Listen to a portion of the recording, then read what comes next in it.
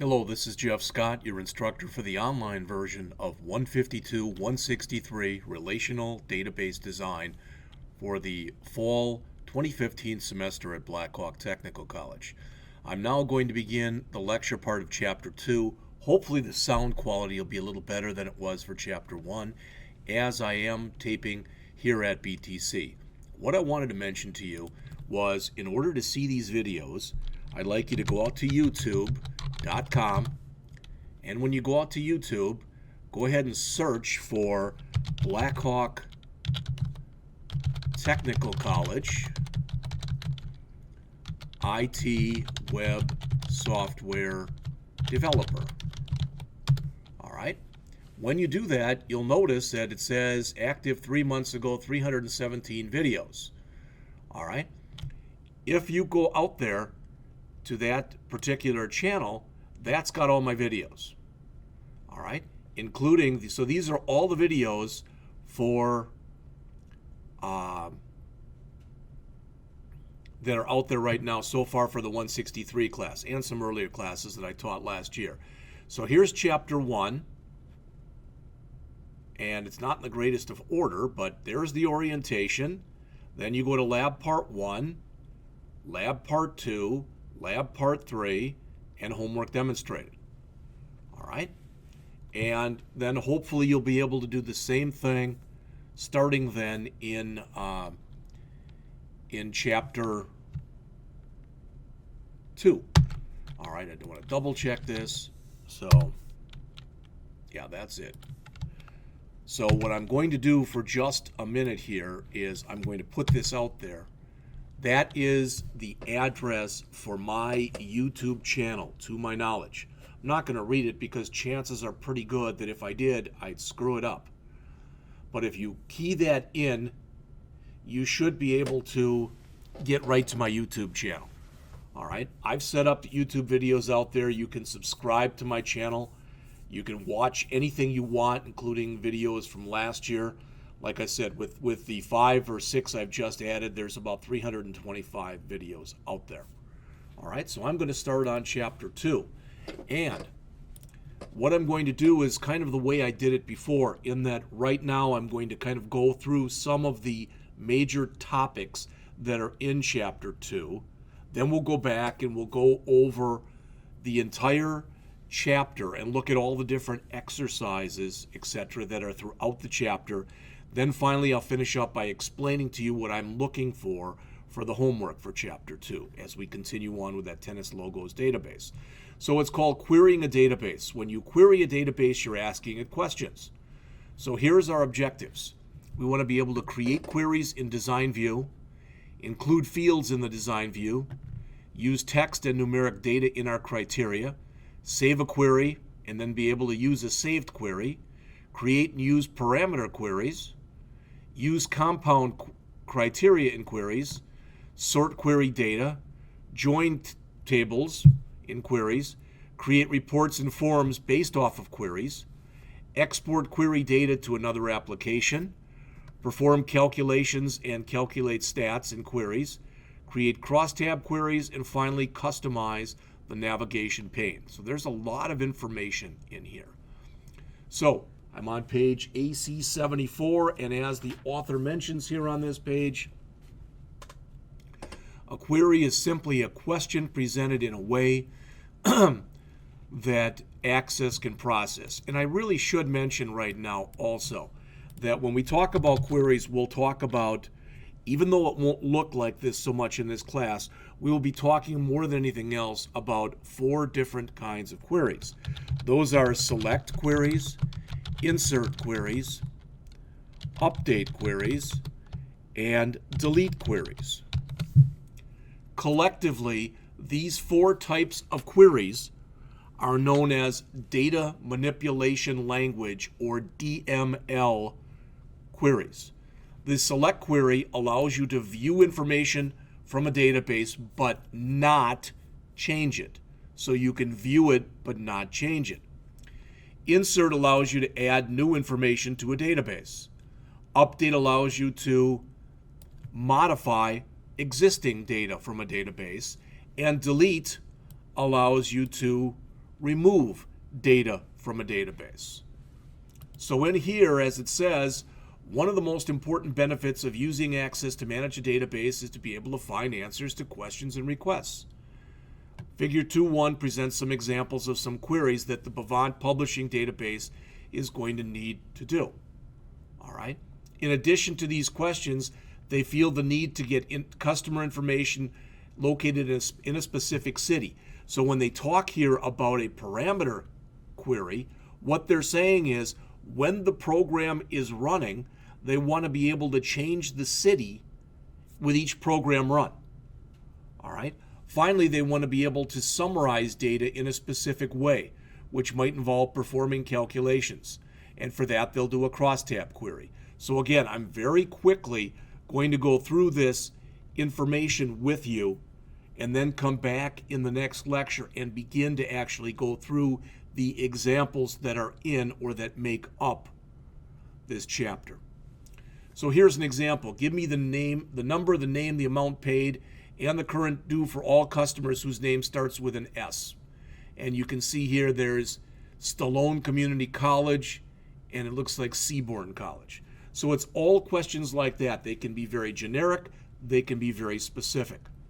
So our roadmap for this chapter, which is on page AC76, says we want to be able to create queries in Design View, use criteria in queries. So in other words, the example that I just showed you was an example of criteria. It's one thing to say select all employees out of a table. It's another thing to say select all employees out of a table whose department name is accounting. All right. We want to be able to sort data.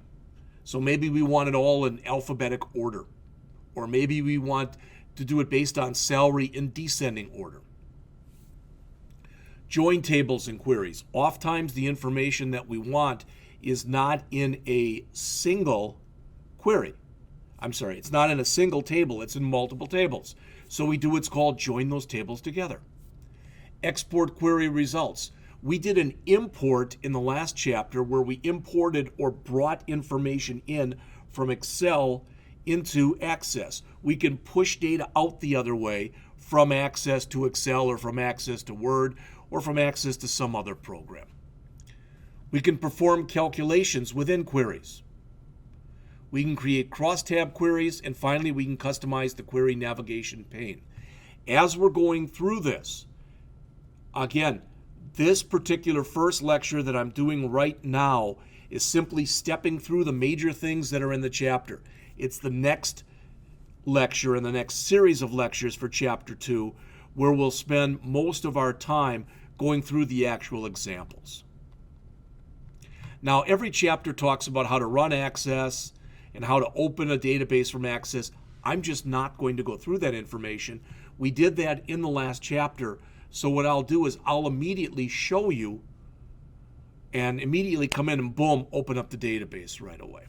All right. As it says, as you learned in Chapter 1, you can use queries in Access to find answers to different questions that you may have. In this chapter, it says we'll save each query example. When you use a query for another task, you'll assign a specific name to that query. Would you have to do that? No. They use the convention, since they're in Chapter 2, they're going to call them CH2, Q01, Q02, etc. I am more of the mindset that if I'm going to create a query, I like to give it a somewhat descriptive name so that when I look at all my queries, I can figure out the one I want. Otherwise, I'd have to know the order in which I've done them. So when we do queries, we're going to again click our Create menu option, which will bring this up in here. This is our query or Create ribbon, I should say. And we will basically be using these different Query Wizard and Query Design buttons that are here. All right. Again, you'll see this as we go on. When we create queries, we'll oftentimes go over and we'll select the tables that we want, and based on those tables we want that we've selected, we'll select the fields that we want to show. Once you double click a field name that's in here, it goes into this query pane that you see right here. If you want it to print, you'll make sure that that box right there is checked, this show box. All right, if you want to add criteria, you'll do it down below that show box. We can add as many fields from as many tables basically as we want to this as we're working on it. So here we've got customer number, customer name, amount paid, and amount due. We're showing all of them because they're all checked. So if we ran the query right now, it would go through the customer table, and for each record in the customer table, it would print out the customer number, the customer name, the amount paid, and the amount due. Sometimes the hardest thing when you're going through this is figuring out the criteria. In other words, figuring out what it is you're looking for. Sometimes you've got a very good idea, as the author says, you're looking for records that satisfy some criteria. And oftentimes you'll have a very good example of what you're looking for. Sometimes you may not. When you run the query, you literally click that red exclamation point that's right there. That's the run button. Now in this example, notice they've given some criteria. They're saying, print me out the customer number, customer name, amount paid, and current due, but only when the customer number is CSU1C, it looks like. So you can add criteria for one or more of the fields that you want to print out in this criteria pane that's down below the show pane. You run it, you'll notice that now only one record shows, the one for the particular customer number. When we're done, we can right mouse click on here and choose save, or we can click the save button up here and give it a name. And that's what they're showing you right there. All right. As far as using saved queries, this is the bottom of page AC82. As the author mentions, after you've created and saved a query, you can use it in a bunch of different ways. You can show it on screen, you can use it as part of a form, you can use it as part of a report, etc. So there's a lot of different things that you can do with it. Sometimes when you work with a query, you need to use what are called wildcards. All right, and the wildcard, the asterisk means 0 or more characters, and the question mark means exactly 1 character. So if we look right here, we have customer number, customer name, amount paid, and amount due. But the customer name says S asterisk, which means only show me the customer number, customer name, amount paid, and current due for a customer whose name starts with S.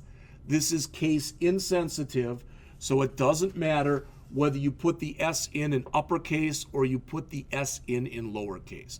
It'll work either way. And you'll notice that in this case, again, we get Stallone College and Seaborn College because those are our two customer names in this particular example. All right, in this particular example, these are our names that both start with S. We can then save that if we want to.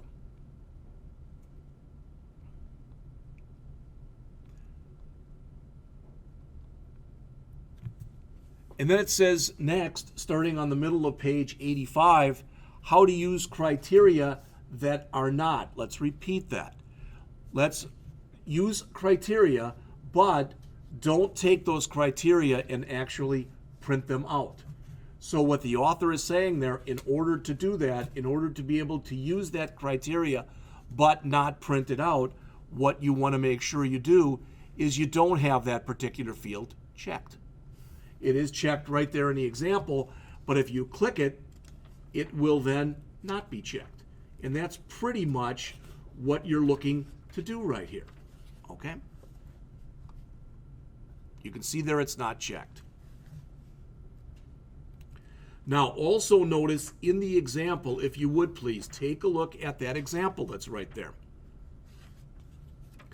If you type in the word Gaston, it looks like, for the city, and you hit enter, automatically what will happen is, again, automatically Access will put that criteria inside of double quotes. You can put it in yourself, but you don't have to do that. All right. And then when we look right here, the city in both these cases is Gaston. We didn't ask for it to print. Had we checked the show box, then the city would have printed here also. All right. Now, that pretty much is, for lack of better words, that's the easy stuff. So let's start talking about where it gets a little bit harder, and let's talk about parameter queries. It says there, if you wanted to find customers located in Adelphia instead of Gaston, you'd either have to create a new query or you'd have to go in and modify the existing query, and you'd have to remove here where it says Gaston, and you'd have to change in Adelphia. And then what happens if later they want Gaston again? Then they have to go back and change it again. Well, what you can do is you can create more flexible queries by creating what are called parameter queries. As it says, a parameter query is a query that prompts for the input when it's used. So you run the query by clicking that red exclamation mark, okay, and when you do, it'll bring up a box. For example, if you were doing it for the city, it would say enter the city. And then you'd put in the information, you'd hit enter, all right, and boom, it would show it to you. So notice what they've done here is they've gone over to city, and now they put inside of brackets, all right? These are the two things that are right up above the double quote character and the enter key. These are brackets, not curly braces, brackets. And they put enter city in there. That means that when you run the query, it looks like this. It says enter city. And if you type Adelphia in there, it'll show you only the customer number, customer name, amount paid, and current due for, in this case, if you put in Adelphia, for Adelphia.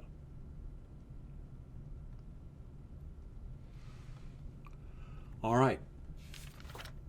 Using a parameter query from the middle of page 88. It says you use a parameter query like any other saved query.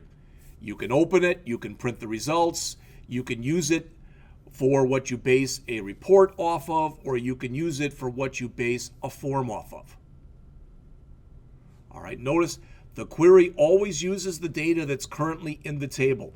So if you run the query and then you save the query, so let's say you ran it and you asked for Adelphia, and it came back with those 3 records we saw earlier. And then we stop the query. In the meantime, somebody else comes into our database and adds a couple more records for Adelphia. Then we go back in and we run it again. Now we'll see those 3 existing, or the 3, what's the word I'm looking for? We'll see not only the 3 original records, but we'll see the 2 that we've added. Okay?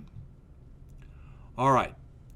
To use a number for your criterion, you again put the number in there. So we typed in 0. And these are people who own nothing.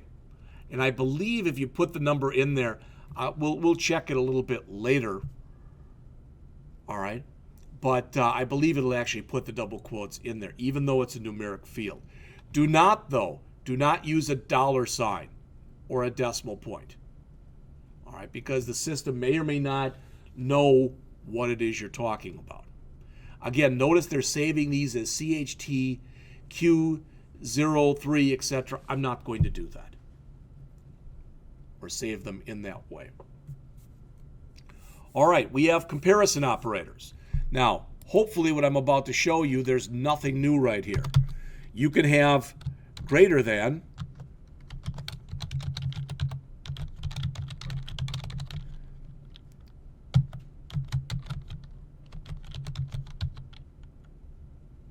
so 1 greater than 0 is true, 0 greater than 1 is false.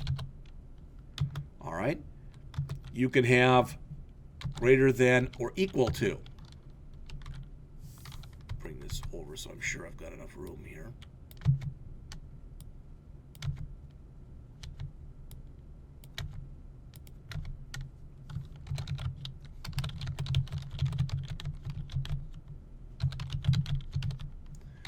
So,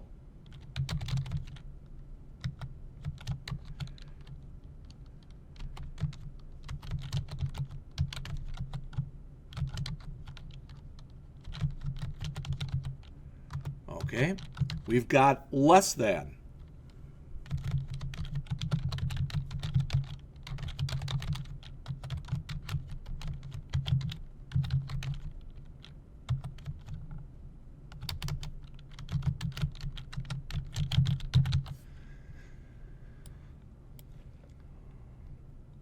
We have less than or equal to.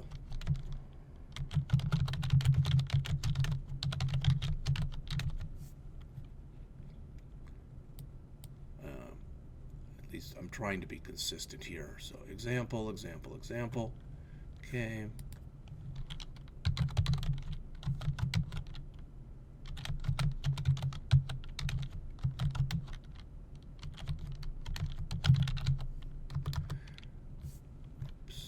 And finally, we've got equal to and not equal to.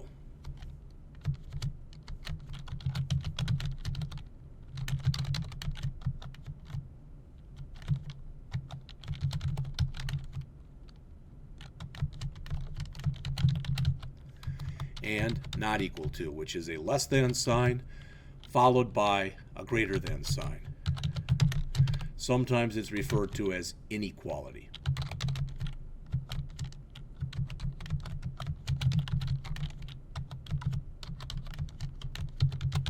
So those are your examples right there. All right? Not the greatest, but it'll work for what we're doing right here. Okay, so there are several examples. So those are the comparison operators. All right, greater than, 1 is greater than 0 is true, 0 greater than 1 false, greater than or equal to, 1 greater than or equal to 0 is true, 1 greater than or equal to 1 is true. All right, 0 greater than or equal to 1 would be false. Less than. These are sometimes referred to as angle brackets also. 1 less than 0 is false, 0 less than 1 is true. Less than or equal to. 1 less than or equal to 1 is true, 1 less than or equal to 0 is false. Equal to. 1 equal 1 is true, 1 equal 0 is false, and not equal to, again, sometimes referred to as the inequality operator.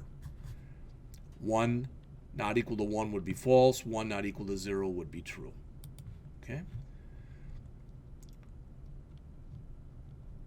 So what'll happen is when you come in here to use these, you'll use the less than sign, or the greater than sign, or the greater than or equal to, or the less than or equal to. Again, I'm going to run all of these queries for you quite soon.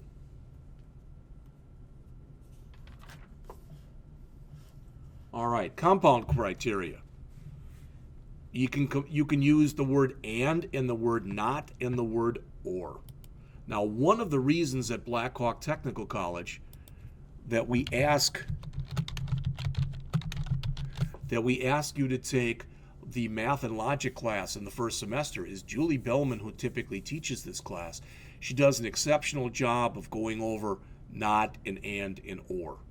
All right, and what are they? Well, she talks about things that are called truth tables, and I don't want to deluge you with too much information. But if I say this, if let's suppose that we've got something here. So we're going to here assume x equals 3, y equals 10, and z equals 6. I just made those values up randomly. So if I say if x is greater than 2 and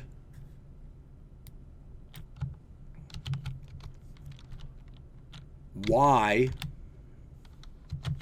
is less than or equal to 10, then z equals negative 6, something like that. So we have to look at this. Now, is x greater than 2? Yes. Is y less than or equal to 10? Yes. So Ann says both of these conditions must be true. Since they both are true, z will be set equal to negative 6. All right.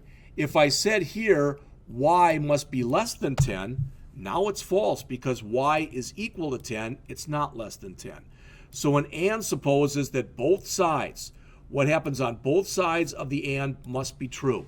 If both sides are true, then the whole condition is true.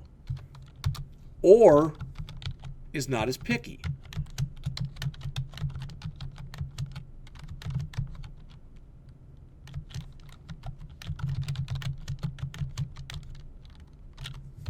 Or looks and it says, okay, is x greater than 2? Yes, it is. Doesn't even have to check the other side. Only one of the two or both, but only one has to be true, although 2 can be true. So here, if we had said if x equal 5, x greater than 5, and it's not, only then would it have to check to make sure y was less than 10. So here, neither condition is true. If neither condition is true, that's the only time this will be false. All right? These are called binary operators because what appears on the left of the and, there's an operator to the left and something to the right. There's something to the left of or, there's something to the right of or. But if I come through here and I say this, all right, so if I say if x not equal to 6, all right, in fact, that's the earlier one. Let's do this. If not x equal 6, all right, what's that saying? That's saying if x is any other number but 6, then this would be true. Now notice the order in which I put them. All right? Not, then and, then or. Not is called a unary operator because there's only one thing after the not and nothing before it. Unary meaning 1. These are binary because binary meaning 2. If you've got a bunch of these things together and y is less than 6 or z equals 6 type of thing, right, like that. If you've got something like that in there, all right? So if you're looking at that where you've got nots and you've got ands and you've got ors, so in other words, you've got a whole bunch of that stuff, then you do all of the not things first. You do all of your nots first. All right? Then, next, you do your ands. Then you do your ors. Because it goes from most restrictive to least restrictive. All right? That's kind of what they start talking about in here. Here's some and stuff. There's some or stuff. Notice with and, you must put the criteria on the same line of the criteria. With or, they must be on separate lines of the criteria. That signifies the or. Then they talk about special criteria here on page 92. And the author says if you want to use a range, you'll use and. If you want to select values within a range, you can use the word between. You'll see examples of all of these. If you want to select from a list of values, you use in. You're going to see examples of all of these throughout the course. All right. So let's say that I'm sorting a list of names, and I've got 1,000 names that I'm sorting. And after I sort them, I get back the list of 1,000 names, but they're not in any kind of order. So what I can do if I want to is I can come in and say I want to sort them and order it by a certain field, maybe last name. All right. When I sort, you'll notice if you look in here, so it's blackened for whatever reason, but we've looked at show, we've looked at criteria, again on the same line means and, on different lines means or, but up above show, there's something that says sort. And you can select one or more of these fields, and if you click on in here where it says sort, you'll get a drop-down list where it'll say ascending, A to Z, 1 to 3, or descending, Z to A, 3 to 1. So notice, there they have it, ascending and descending. So here they're going to sort by the city, and you'll notice that it is in alphabetic order. And you'll also notice that duplicates in this case show. If you don't want duplicates to show,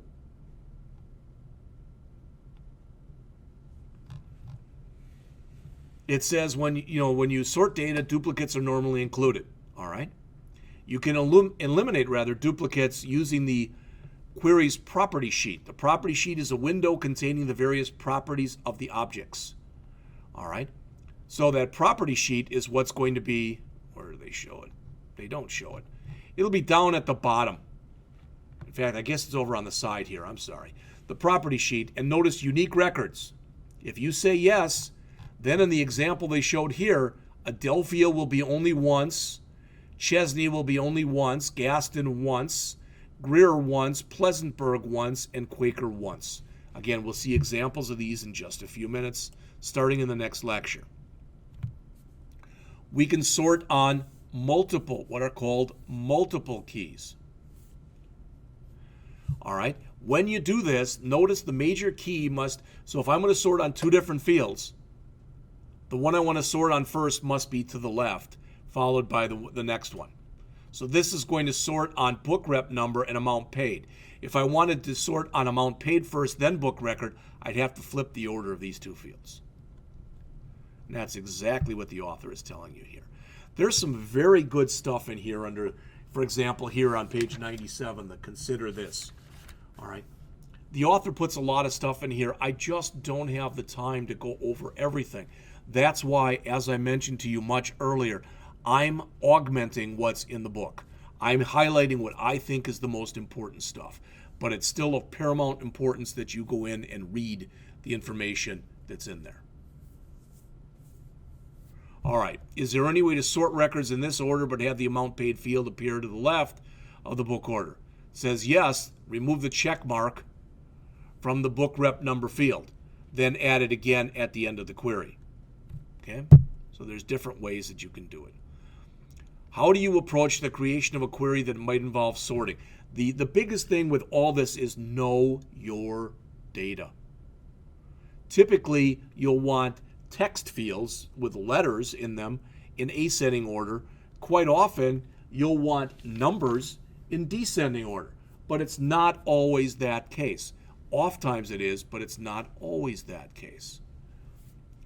When you're doing this, if you want to, notice that by default, as we come in here to run the query, it returns every record. But if we click this down arrow, we can say, just give me the top 5%. I think that's the top 5 records, I believe that is. The top 25 records, the top 100 records, the top 5% of records, the top 25% of records, or all. All right. And what I'm going to show you in this, starting in this chapter also when we get into it, and our book unfortunately doesn't talk about it, or at least it hasn't yet, is what's really happening in the background when you're writing these queries in what's called SQL view. All right. So we're going to go into that also. On page 99, the author starts to discuss joining tables. And what he says here is, okay, let's suppose that we want, for example, the customer number, the customer name, we want their book rep number, but we also want their book rep name. So we need information from two different tables. We need from the customer table, we need the customer number, name, and we can either use the book rep number from the customer table or we can use it from the book rep table. It doesn't matter. All right. In fact, I guess in this case, we'd want it from this table because it's going to, yeah. And from here, all we need is the last name and the first name. So we have to do what's called join the tables together. When you do join tables, you are combining information from the two tables together. So as we start to fill up this query pane, we've had only one table in here thus far that we double click to bring different fields in here. Now we add a second table to our query pane. And we have to make sure that the system knows that the book rep number is the field that we're using to join these. I've shown you that earlier, and that there's a relationship between them. Then we can grab, if you notice, from the book rep table, all right, the book rep number, the last name, the first name, and I guess it doesn't matter. So we can grab, here's the customer number, and the customer name. Okay? And we get the associated information that we talked about previously. This is on page 101 in the book. Joins are incredibly powerful. If you have a database that consists of, for example, and this is not out of the question, 100 tables, you may have to get the information you want joined together as many as half or more of those. And as long as you've got relationships between the different tables, you'll be able to do that. All right. Normally, as it says, we do what's called an equijoin. So we only want to make sure that we're joining on things that are equal. All right. But we can change join properties. Notice here is an example. We can only include rows where they're equal or where they're not equal, etc. So there's a lot of power in this. You'll see it very shortly, starting in the next lecture. All right, as mentioned earlier, we can create either a report or a form based off of our query. It says you can use queries in the creation of reports. And then they mention in there, why would you maybe want to do that? Well, the answer is you might want to do that because the information you need is, again, from multiple tables. So here we went and we grabbed that information from two different tables, saved it as a query, and ran a report based off of the query. And they walked through the steps on how to do this. We're going to do it again as a class very shortly. Again, they tell you how to print a report, and they do it in virtually every chapter. I'm not going to run through any of that. Not only can you create a report from a query, you can create a form from a query. They start showing you this on page 106. So you come into form, you make sure your query is selected, and boom, it'll create a form based off of the query that you've just created. All right, jumping up to page 107, exporting data from Access to other applications. Please remember, when you import, you're grabbing data from another app and you're bringing it in. Import in, all right, to Access. Export out. Export to another app from Access. All right, and they mention that you can export data to Excel. So you can go and create stuff in Access and throw it out to an Excel spreadsheet. They start showing you this on page 108 here. We'll run through this example or one similar to it starting in the next set of lectures. You can also export data out to Word, as they mention here on page 110. Okay. You can also export data out to text files. You can create a delimited file. Sometimes, very popular types of files are CSV files, comma-separated variables, where I might have a list of names and each name has got a comma between them. Okay? So we can export data to a text file. All right, when we create joins, we can add criteria to them if we want to or if we need to. All right? So by default, it's going to print out everything that matches what we're looking for, but that doesn't have to be the case. So here we're going to do a join, but only when the customer or the amount paid is greater than $20,000. So that will cut down rather than showing us everybody. Not only can we do that, we could have also come in here and used the sort option. Okay, we've done it based on customer number, but maybe we want to sort in descending order. All right, maybe we want to do that. All right, based on the amount paid, because right now this may or may not, if we're looking for the person who paid the biggest amount, you can see it here because we're only returning 6 records. But if we were returning 600 records, it would make it much harder to find that information. All right, page 112, calculations. It says if a special calculation is required for a query, you need to determine whether it's an individual record calculation, so it's for each record that's in there, or some kind of a group calculation. So maybe you want the total salary for all people who work in accounting, for example. So they mention here, Bavant Publishing might want to know the total amount paid, and the current due from each customer. So we could do that using a calculated field. All right. If we wanted to do it based on book rep, so we wanted to know how many customers book rep 42 had, how many customers book rep 53 had, etc., then we'd be doing what are referred to as group calculations. When you run through and you create, so when you run through and you create calculated fields in a query, it says you enter a name or an alias for the field, a colon, and then the calculation in one of the columns in the field row. So you end up coming in here and you end up creating, I think you click that build command and it brings it up here, and you can key in exactly what it is you're looking for. Again, we will go through examples. It creates then the calculated field. So notice, for example, right here, what is 80,343.64? That's the amount paid, 41,530.98, plus the current due, 38,812.66. If you add these two together, you get this one right here. Again, very powerful stuff that you can use. All right. Turning up to page 114, as the author mentions here, you can change a caption. So if you don't like the name of a field in a table, you can change its caption. We've looked at this type of thing before. All right. And here we're going to call this paid. So paid and due and total amount. Okay. Sometimes you want to use what are called aggregate functions. They allow you to make statistical measures. When you create aggregate functions, there'll be typically a totals button that you'll see. All right. And when you've got the totals button, once you click it, you'll be able to click the down arrow on it and it'll show you this stuff. Do you want a sum of everything, the average of everything, the smallest, the largest, how many were there?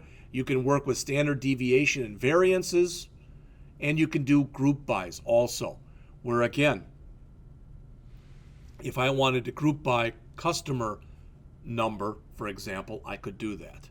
Or, book rep number, I should say. Here this says the average customer paid, and it's just a single query. Aggregates, unless you tell them otherwise, these aggregate queries, the sum, the min, the max, etc. Unless you're using them within the confines of a group by, an aggregate like this will only return one value. What this does is this adds all of the amounts paid by all customers. So it adds up all 1, 2, 3, 4, 5, 6, 7, 8, 9, 10, 11, 12, 13, 14, 15. It adds all 15 of these up and divides by 15. And that's what you get for the answer here, as shown on page 116. If you want to actually use grouping, as shown here on page 118, that's when, as it says there, when stats are calculated for groups of records. So again, if we wanted to group it by book rep number and get their average amount paid, you'll notice book rep 42 has an average amount paid of $15,287.23. Book rep 53 has an average amount paid of $24,232.22. And book rep 65 has an average amount paid of $24,199.13. Okay. All right, we're coming toward the end of the chapter, and there's only a couple more things I believe in here that are discussed. Yep, looks like it. The first are crosstab queries. As it says, a crosstab query, also known as just a crosstab, calculates a statistic for data that's grouped by two different types of information. One type appears down the side and the other appears across the top. As it says, these queries are definitely useful for summarizing data by category or group. So they give you an example right here. It says if a query must summarize the sum of the returns grouped both by state and by book rep number, all right, You could have book rec number running across the top and state running along the side. So if this is Delaware, here's your total returns. Out of those 13,000, 4,000 plus were for 42, nothing for 53, and 9,000 plus were for 65. And quite often, why would you want to use this? You'd use it because if you wanted to, people like marketing people might like this because this might show different kinds of patterns. So again, as mentioned here in the middle of page 119, if data is to be grouped by two different types of information, you can use a crosstab query. They show an example on 119 going into 120 and 121. All right, we will go through these examples again in the next series of lectures that are coming shortly.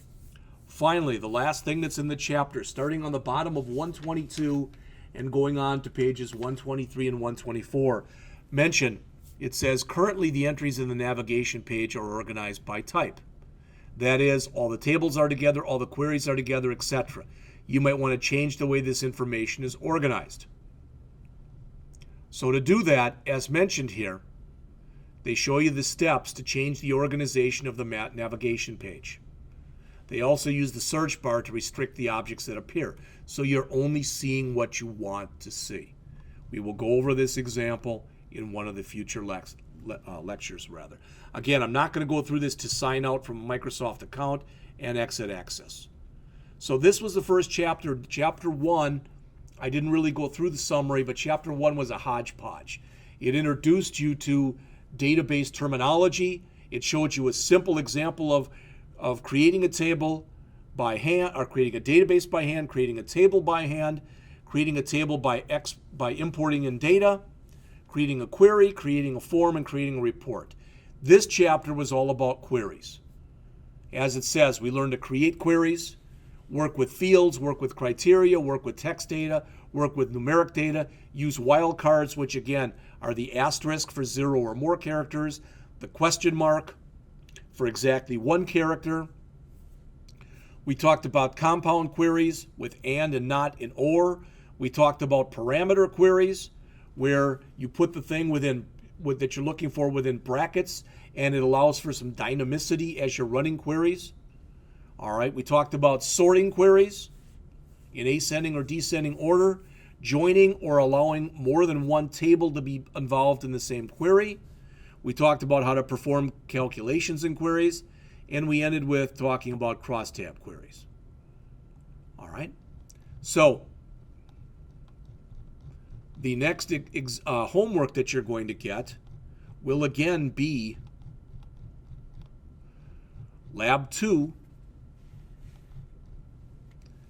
querying the tennis logos database. And I'll talk about that in an upcoming lecture. So I'll be back in just a minute, and I'm literally going to jump back again to around page 70-something, wherever the heck we were. Right here. And I'm taking it from the top, and I'm going to go through every example. The only thing, again, that I'm going to do that they did not do in the book itself is I'm not going to use their same protocol for saving queries, their naming protocol. Be back very soon, starting to go through the examples in Chapter 2.